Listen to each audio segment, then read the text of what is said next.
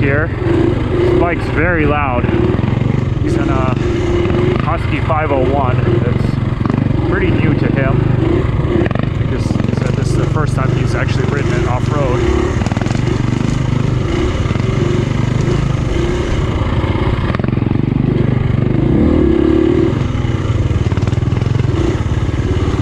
I find that following somebody through this kind of stuff is actually kind of hard because I get target fixation because the trail is so narrow. I don't really look past the rider in front of me.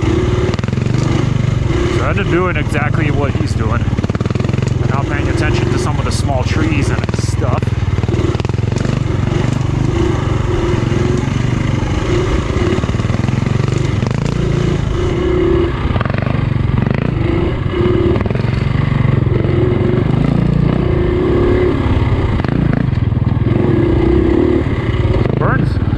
Going between a KTM 500 and a Husky, and he went with a Husky because it's lower, which compared to this 2018 that I'm riding, definitely substantially lower. This bike's tall. I think the 2020s they brought the seat height down a little bit.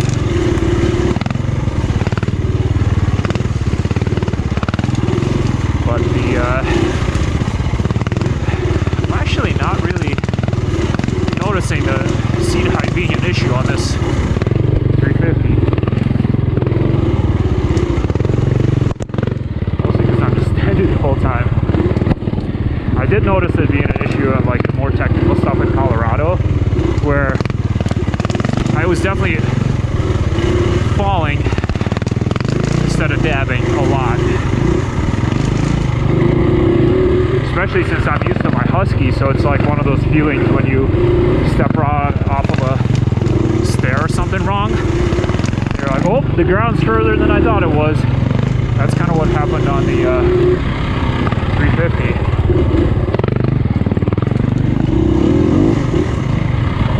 We're just cruising pretty good on that thing.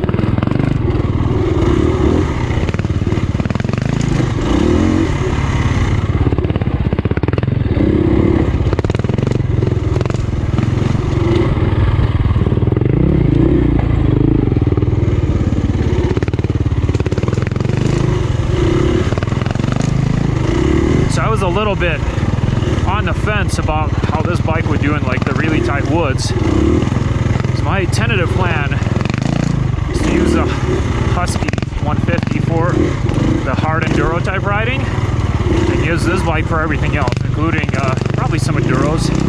Schedule works out. Just because I think the power band of this bike is a little easier for me to manage when doing enduros. So as I was saying, my plan is to use the 350 for everything, including enduros. Just because I think the 350 has a really good power band. It's going to be a little bit easier for me to ride and get power out of corners. Help my noob riding ability a little bit. But I was kind of afraid that I was not going to like it on some of the tighter stuff. But you know, this is actually pretty good. It's got very smooth power, which makes riding some of this tighter stuff actually a little bit easier.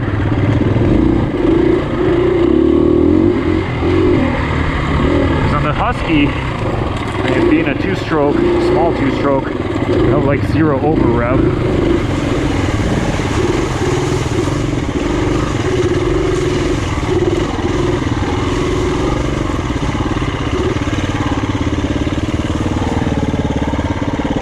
And on this bike, you can just leave it in one gear, just kind of go.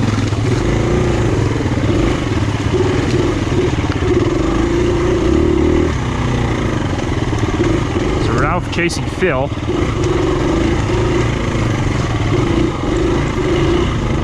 Phil is a trials rider, so you can kind of see some of his very different riding style than Burns. So he's on the pegs the entire time, and he's really moving his body around a lot. He's also on a Husky 501. His is the S version, which is why it's not very loud.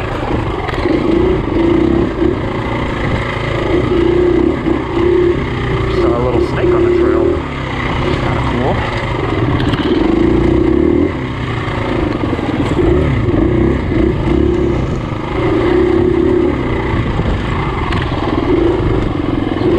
Phil is not actually very much slower in the corners than me, but he just doesn't accelerate very much in the little straights, which is I think why I was so much quicker.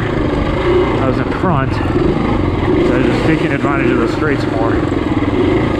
And Phil is actually a very fast rider. He is way faster than I am normally when he's on his 300 that he normally rides. He's just not very comfortable in that 500. Plus the tires on that thing are sketchy as hell.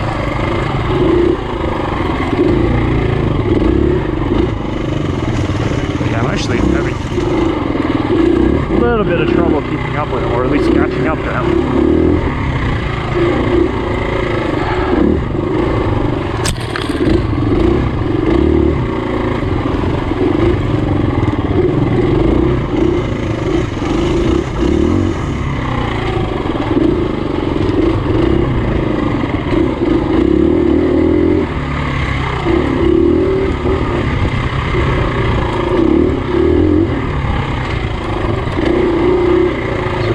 Are where kind of reel them in, and that's something where I think the 350 shines over the 150 for things like enduros.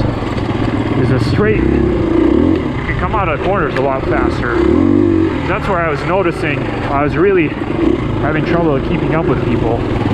It's like you can rail it through corners, the 150 that is, but then as soon as you come out of a corner, they're way down the straight. And sure, I could shift more. I should be shifting more. But when you're a couple hours into an enduro, you're just not be bothered doing any of that kind of stuff. So I think this 350 will be interesting.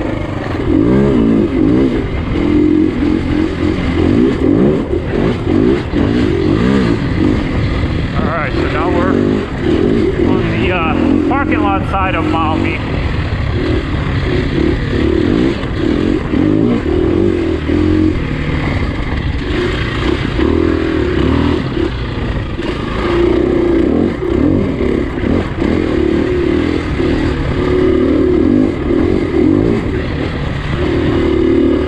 This side is 10 million whoops.